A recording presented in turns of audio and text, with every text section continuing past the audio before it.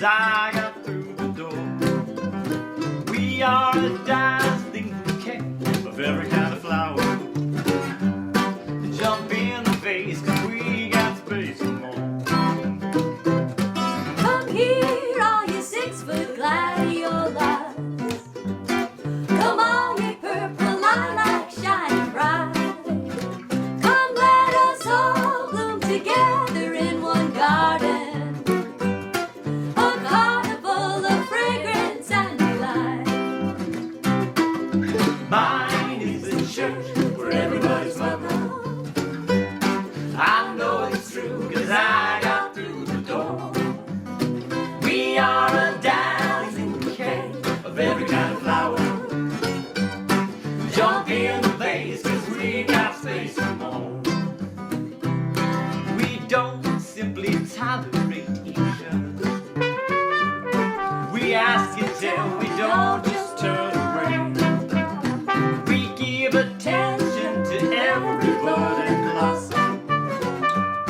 Let every face come grace and breath decay. Mine is the church where everybody's welcome. I know it's true, 'cause I got through the door. We are a dazzling bouquet of every kind of flower.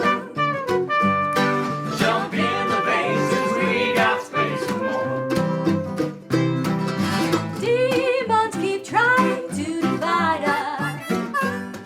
They document their lies to make them true. Today we're freed from all judging and excluding. Just look around, enjoy this lovely view. Mine is the church where everybody's welcome. I know it's true, 'cause I got through the door. We are a dazzling bouquet of every kind of flower.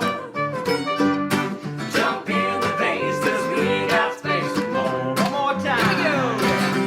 Mine is the church where everybody's welcome. I know it's true, 'cause I got through the door. We are a dazzling bouquet of every kind of flower. Jump in the vase, 'cause we got space. Jump in the vase, 'cause we got space. Jump in the vase, 'cause we got space. Oh.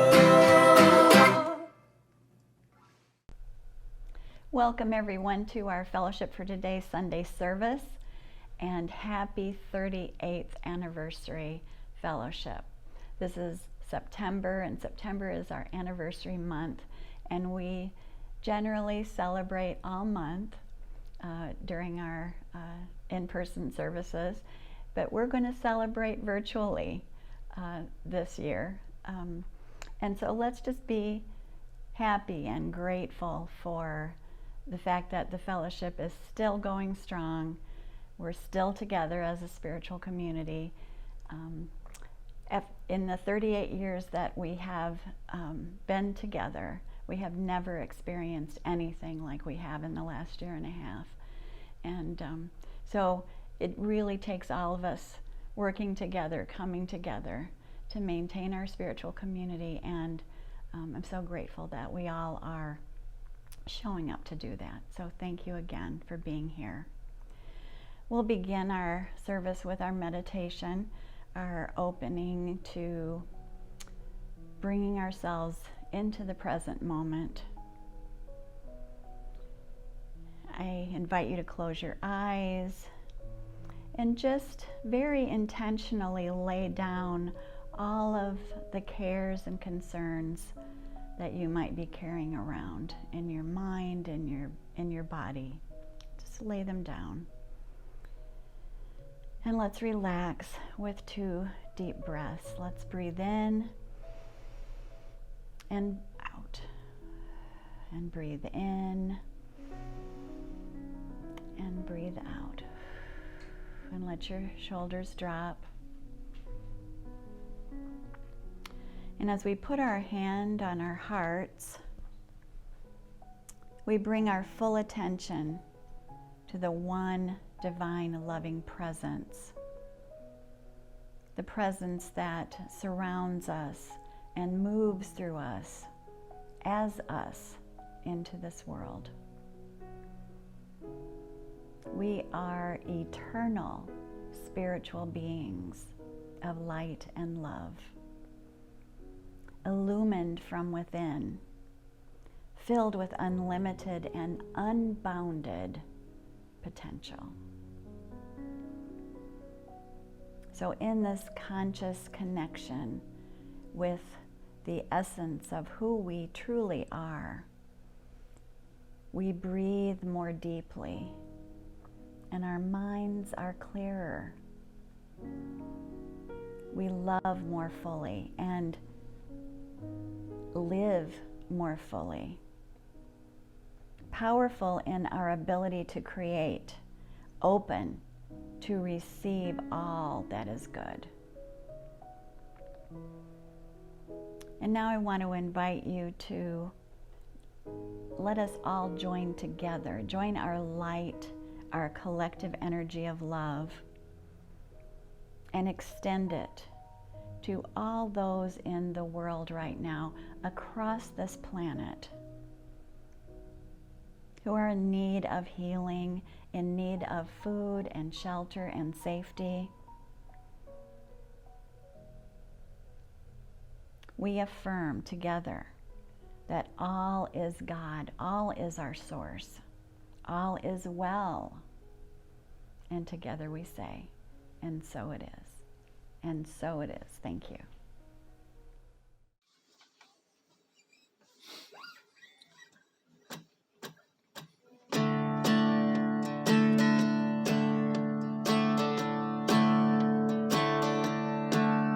Don't worry about a thing. Every little thing is gonna be alright. So don't worry about a thing. Every little thing is gonna be alright. Rise up this morning and smile with the rising sun.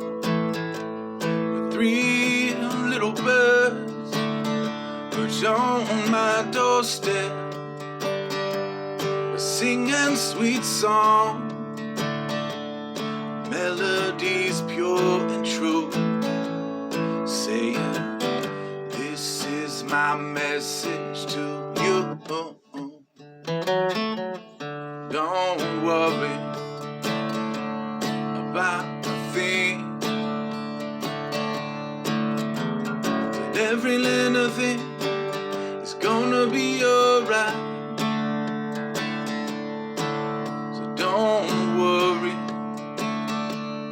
about a thing. But every little thing is gonna be alright.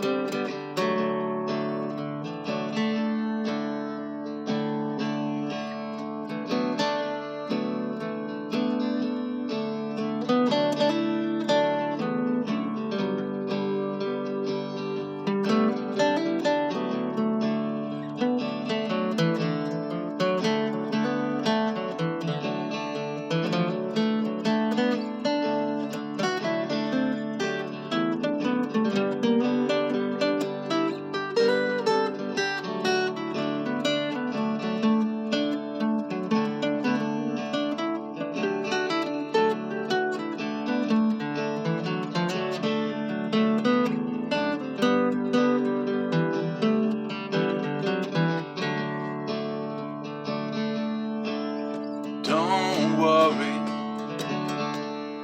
about a thing. That every little thing gonna be alright. Every little thing is gonna be alright. And every little thing is gonna be alright.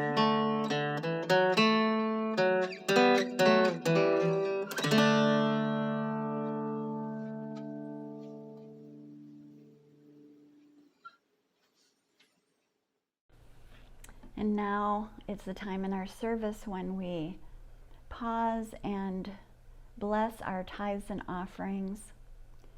It is so important that we don't get caught up in the fear of scarcity and lack. We know that abundance is the flow of divine energy, and so when we keep our minds and hearts open to this amazing flow, we continue to multiply our tithes and offerings. We continue to multiply the gifts and blessings in our lives. So I invite you now to join with me as we read the blessing of our tithes and offerings here on the screen. The light of divine love shines eternally, blessing and multiplying our tithes and offerings. I joyously give, knowing I always have enough to share and to spare. Thank you again for your generosity. I'm happy to introduce our speaker this afternoon, someone who's been with the fellowship for such a long time, and we're glad to have him speaking during our anniversary month. Bill Diedrich is here to share a message with you that always sparks the interest of so many. So let's just settle in and really listen to Bill's wonderful message. Good afternoon. Today's talk is life, death, reincarnation, and eternity. Just a small topic, and we're going to cover it all in 20 minutes or so.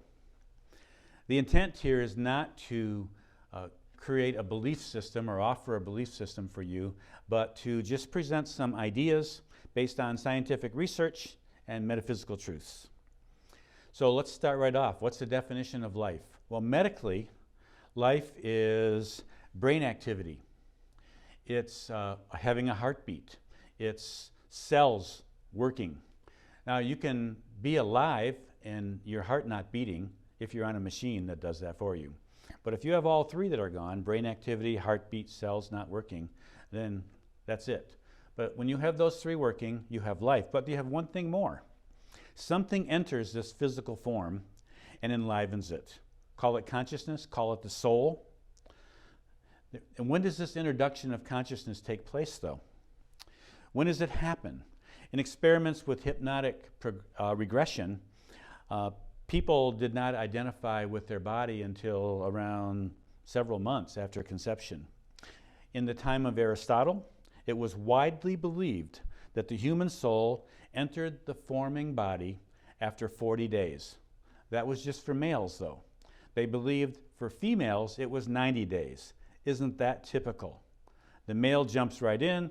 The female wants, let's talk about it, let's think about it before I decide to get inside this body. According to Dr. Helen Wambach, who had 2,000 cases of hypnotic regression, she said she never had an account of a soul entering the womb prior to 6 months. Michael Newton, who over 40 years had 7,000 cases of hypnotic regression, said he never had a client say they entered the womb until the 4th month or later. In the Quran that the Islamic people use, they say that it says the soul enters the fetus at around 4 months or 120 days after conception. In Buddhism, the soul enters the womb in the 1st month. There are some Hindu scriptures that say after 7 months. Yogananda, from Autobiography of a Yogi, says that the soul enters the body at conception, that the vibration is there and the soul is immediately attracted to that vibration of the parents. All right, so we don't really know, do we? According to the Tibetan Book of the Dead, there is opportunity then to choose one's parents before entering a body. Plato also wrote that we choose our incarnations. So that's interesting. Okay, the next topic is death. What's death? The medical definition of death, of course, is no brain activity, no heartbeat, no cellular liveliness, or what you would call cell death.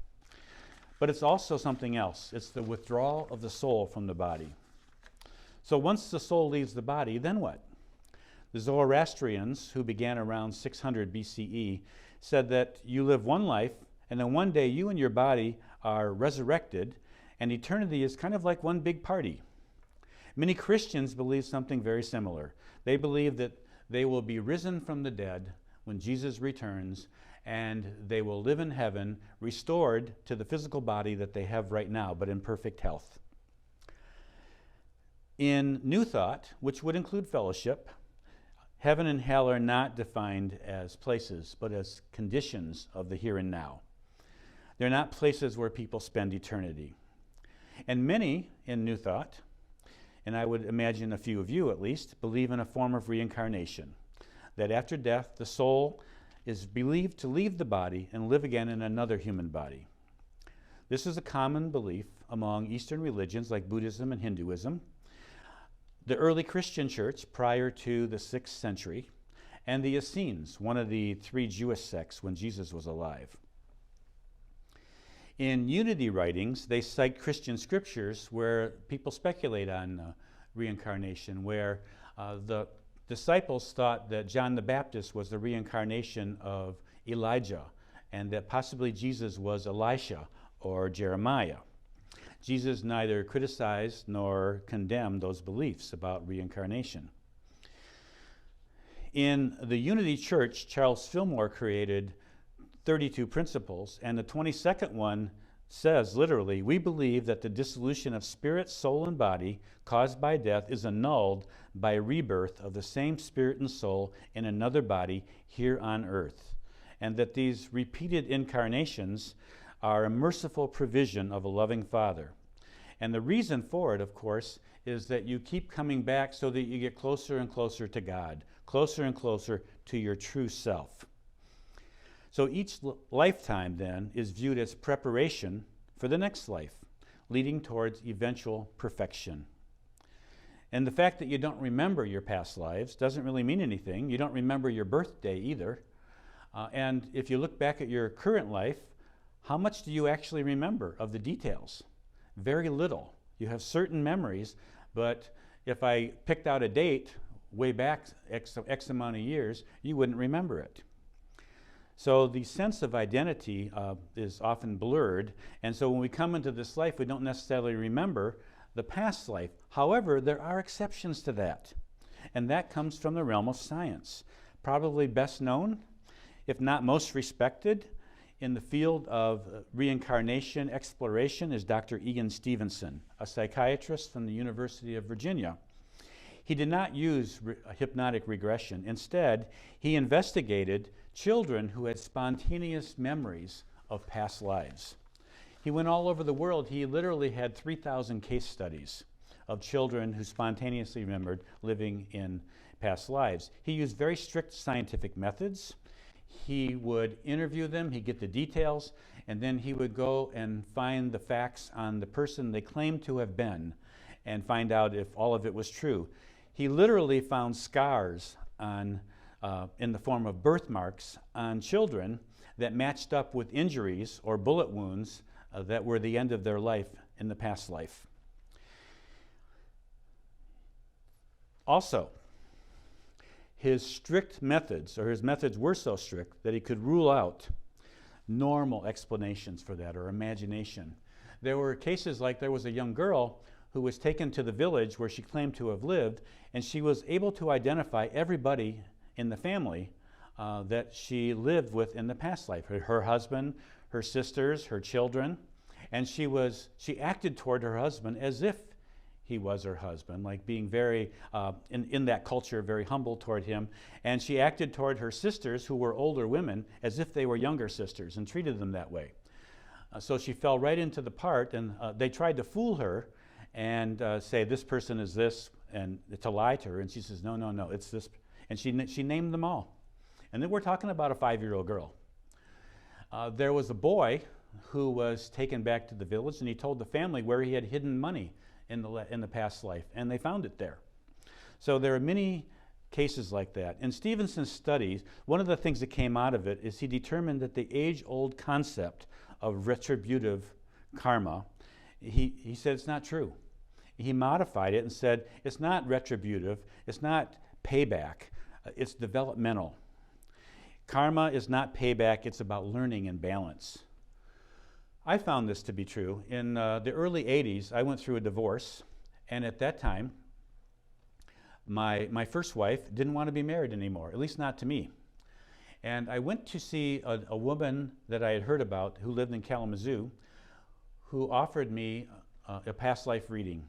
And in the reading, she said that I had been married to my first wife 3 times in past lives, and in each of those incarnations, I had left her. So in this present incarnation, she left me to balance the equation. And the benefit of that, of course, is that we could both experience both sides of the equation, that we could feel what each other had felt, thus leading us closer to forgiveness and love. And we've experienced that, of course. We have forgiveness between us. So karma, in this sense, is benevolent. We're not imprisoned by it. We're not condemned to live out a life of suffering due to something we did wrong in a past life. It's not punitive. It's an opportunity to learn, to grow spiritually, and to forgive. Karma is also quite positive. People are not born with gifts. They're born with experience. Experience that comes from past life development of skills. Genius is experience. Geniuses are experienced from many lives spent building the skill set. A Mozart, an Einstein, a Marie Curie were born experienced, not with some special gift. There are other people who've made their mark on history who did not have experience, but they received experience through a discarnate entity, a spiritual being. For example, Muhammad scribed the Quran even though he was illiterate. The archangel Gabriel gave it to him. Helen Schuckman scribed A Course in Miracles, even though she was an atheist and did not believe the things that she was writing down. Jesus, of course, spoke to her, or in her. He lent his experience to her. The entity Abraham speaks through Esther Hicks, and there are many, many examples. I'm sure you know of many. So who or what are these entities that speak through channelers? They're discarnate spirits. They have exited the birth-death cycle, but they remain at a state of in-between, between the life that we lead and total immersion and blending into the one, into God. The great example of that is in the Buddhist tradition, where they have bodhisattvas. And bodhisattvas are just what I described. The most famous one, I think, is Kuan Yin. And Kuan Yin is quoted as having said or written, "Never shall I seek nor receive private individual salvation. Never shall I enter the final peace alone. But forever and everywhere shall I live and strive for the redemption of every creature throughout the world." And so we have bodhisattvas, we have Christ, we have angels, and we can pray to them because they're available to us. They're lending us their experience. They've already been through it. They've already resolved their karma. So if you think about them, then in where we are now, we can play in the physical, and then there's the option of playing in without the physical. So keep that in mind, that if you pray to angels or Jesus or whoever, it can work. They serve through us. Back to the soul. There's different models. In traditional Christianity, the soul is seen as a separate entity, separate from God and from all others. This separation lasts forever. The New Thought model is different. The soul is not separate.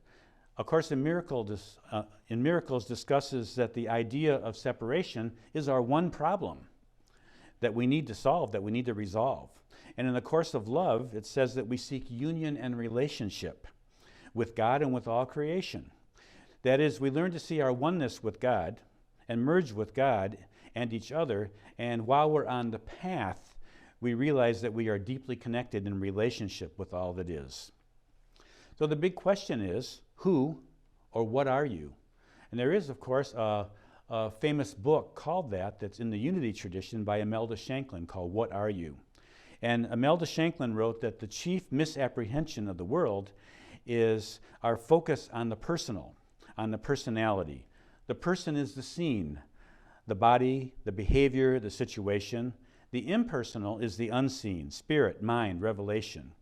And she says that our intention translates the unseen into the seen and makes the what of life become the who of life. That is, if you want to bring heaven to earth, you're bringing the what into the who then. You're making it manifest by your intention. The personal, the who, can always be changed. And you've changed it many times. The what never changes. It is. You can call it your higher self. You are God expressing as you. It's the Christ within you. It's what you are in truth. So if we're going to accept the possibility or even the reality of reincarnation, we need to understand what it's for. It's through living in the physical that we learn what we are rather than focusing on who we are. It's in living life that we learn to forgive, to release our attachments, to find union and relationship with God, with all creation. This can't be accomplished in one lifetime. So we come back again and again. It's like Groundhog Day. That movie with Bill Murray is a wonderful metaphor for reincarnation. He keeps waking up and he gets another chance to try again. He doesn't get punished. He's selfish for a while, then he becomes despairing, tries to kill himself, and no matter what happens, he keeps waking up in that same bed listening to Sonny and Cher. It's not until he finally learns to love that his day changes. And so reincarnation is like that. We keep coming back until we get it. So you can say, well, it doesn't matter, I'm coming back anyway, but it does matter. You do take it with you. Not your personality, not your history even. You take your characteristics, your propensities, your tendencies, your fears. They all go with you. They're yours until you work them out. So perhaps we should be preparing for death. How do we prepare for death? This is not the time that I try to sell you a life insurance policy or a plot in a cemetery. I'm not talking about that. The way you prepare for death is to take inventory. Take inventory of where you are. What are you avoiding? What are you not taking a look at? What are you not wanting to see? What are you not dealing with? These things are already showing up as manifestations in your life. Physical dis-ease, relationship issues, financial, career, or social concerns. If you don't deal with them now, they're coming back. So this is the time to face your fears, to face the issues, to forgive yourself and others, to become conscious of your tendencies toward irritation, anger, avoidance, sadness, resentment, disappointment, negativity. It's time. So how do we face these issues? With acceptance, with honesty, with love, with awareness of when we are rejecting and when we are projecting our negativity. Anytime we're criticizing somebody else, we're projecting. Anytime we're blaming ourselves, we're rejecting. And all we're doing is delaying the issue. So you can do all that, but I'm saying you might want to consider this. Stop. Stop hurting yourself. Stop blaming others. Accept what is going on in you and embrace it. Love it. Love yourself. Move on.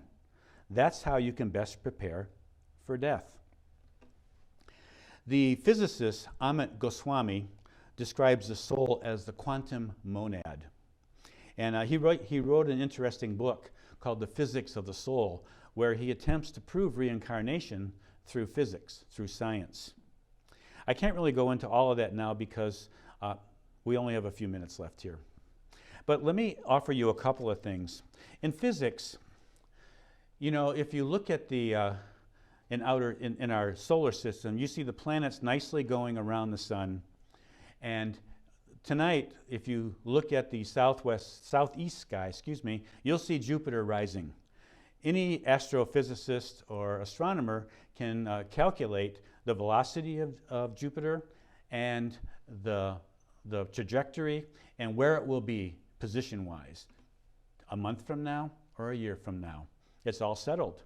But if we get into quantum physics and you look at the electrons going around an atom, you can't do that. You can't calculate the position and the velocity according to the Heisenberg uncertainty theory. Or it's not even a theory, it's a truth. Because in the quantum world, the atoms that we're made up of and so forth, nothing is really predictable. There's only probabilities. Your soul is like a wave.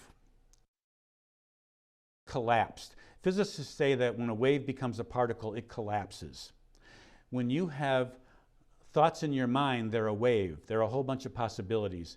And when they collapse, they become a probability and then a reality. You manifest it in your life. Your soul is like a wave. It's a bundle of probabilities and possibilities. And when it's zero, it becomes you as a human body on this earth. Or you living in a human body, I should say. And then when you pass on, you become that wave again. You're not a thing. A wave is not a thing. If you look at Lake Michigan, you see the waves coming in. Waves are not things. They're energy. Because it crashes on the shore, and where does it go? The water's there, but where's the wave? And you become a person on this planet. You live to your potential, hopefully. You take that with you, and you go back into your wave form, back into the state of what you might call uncertainty. You're not a thing anymore. You're not physically real until the next time you come, of course. So when you die, your body, your personality, your specific history dies with you. The love you shared, that stays. That does not die. The growth you experienced goes with you. The themes that you've played out, whatever progress you've made or lack of progress, those continue on. When you enter life again, you have a mission. In the East, they call it your dharma. It's what you are here to do. We are all still here, right? Check your heartbeat, check your pulse, make sure you're breathing. If both of those are working, then you're still here. And if you're still here, you have a dharma, a reason, a purpose. You have lessons to be learned. You have opportunities to grow, to love, to join with God in her loving embrace. So why not take advantage of it? Every moment is an opportunity to prepare for death and prepare for the next life and also make this life better. Every moment is an opportunity to move forward. So you might look at something and say, oh, this is really inconvenient, or this hurts, or I don't like this. It's okay. It's here for you. It's a blessing. So bless it. Bless the people that annoy you. And then bless yourself for feeling that annoyance, because it 100% belongs to you. It's not about them. And love your way through that annoyance, and you'll have made tremendous progress. Choose love. Thank you, everyone, for listening. I send you love and blessings. Now it's time for our meditation. So I would ask that you would find yourself in a comfortable position, hopefully feet flat on the floor, or if you're sitting on the floor, cross-legged or yoga position, that's fine. Your back straight, your chin parallel to the floor, and if you desire, your eyes closed. So please breathe with me, breathing in, breathing out. Breathing in, pulling that air all the way down to your stomach area, your solar plexus and below, holding a second and then letting it go. Breathing in, breathing out. Please continue that easy breathing, bringing it in, pulling it down, holding a second, breathing out. It is written in the book of Genesis that Elohim, also known as God, breathed life into the first human soul. With each in-breath, the spirit that creates all, God, or whatever you call God, is breathing into you. So breathe in that breath. Receive the breath of God. Breathing in, breathing out. With each in-breath, you are receiving the breath of spirit. You are inspired. And with each out-breath, release all that is unnecessary, all that you want to let go of. With each in-breath, receive the love of God, the unconditional love of God. And with each out-breath, let go of all that is not love. Let it go. Breathing in, breathing out. With each in-breath, remind yourself that you live in the unconditional loving embrace of God, of Spirit. And with each out-breath, you are releasing all doubt, all fear. Breathing in, breathing out. With each in-breath, remind yourself that the Spirit of God lives and moves within you, and that you live and move and have your being within it. God is, and you are. And so say in your mind, God is, and I am. God is, and I am. You are abundance. You are beauty. You are wisdom. You are power. You are strength and courage. You are peace. You are joy. You are love. All of these and more are what you are. Breathe in, reminding yourself of these qualities. Breathing in, breathing out. And with this love that is now filling your mind, your spirit, your soul, your body, know that you are enlivened, you are energized, you are healed, you are whole. You are enlivened, energized, healed, and whole. So rise up now in clarity and confidence and embrace the love that embraces you. Embrace your health and your well-being. Embrace your wholeness. Embrace your purpose, your dharma, and embrace what you are. You are God expressing as you. Feel God's loving embrace all around you, protecting you, enlivening you and energizing you, healing you. Feel that same embrace inside yourself, in your mind, in your heart center, in your body. And now extend that love out into the world. Extend that love to all people, all who show up in your mind, to all people that you know and those that you don't know. Join with all the loving beings on this planet and extend your love to everyone. And see us all as one planet now, rising up in clarity and confidence and embracing our love, embracing our oneness. You are a blessing to the world. You are a blessing. With each breath, you bless. Thank you, God.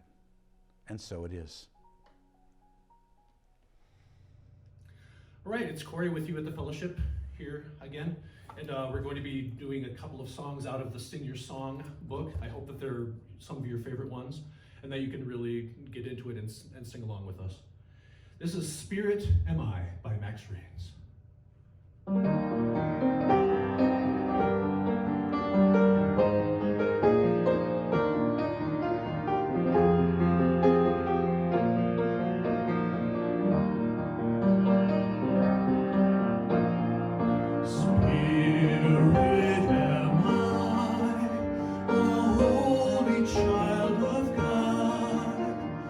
Free of the limits,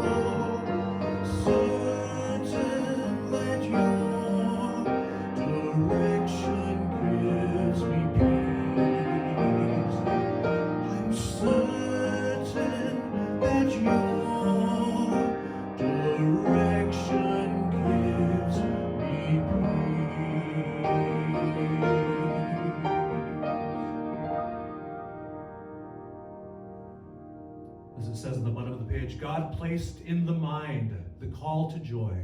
This call is so strong that the ego always dissolves at its sound. Teaching 197. Thank you, musicians and vocalists, the Dangling Participles, Corey Williams, and Sean Boulot. Sean is a musician and vocalist that Amber Cordell was kind enough to refer to us, and we are so grateful for his music this afternoon. We hope to hear more from him in the future. And thank you, Bill, for your inspirational message, for your questions that we can ask ourselves. What are we avoiding? What is it that we don't want to face? What fears are we denying? So thank you again, Bill. I have one announcement. I know everybody's not ready for fall, but we do have coming up September 15th. It's a Wednesday evening at 6 p.m. A fall wreath making and centerpiece making workshop right here in the office. So we wanted to share with you what one of these can look like. This could be for your door. Thanks to Deb Plichta, who made this for us. So give that some thought and let us know if you're interested. The affirmation for this week, again, comes directly from the talk this afternoon, and it's this: I face my fears, accepting what is with honesty and forgiving myself and others with love and grace. One more time. I face my fears, accepting what is with honesty, and I forgive myself and others with love and grace. So thank you again, everyone, for joining us this afternoon. Let's remember that this month is a celebration. It's a celebration in our hearts, a celebration virtually. And we're going to now everyone stand up and visualize our beautiful big peace circle all around the world, inviting all those who are wanting peace, are yearning for peace, to join our peace circle as we sing the peace song and we close with our blessing that will be on the screen. Again, thank you for being here, for sharing this beautiful spiritual community with us. And we look forward to seeing you next Sunday.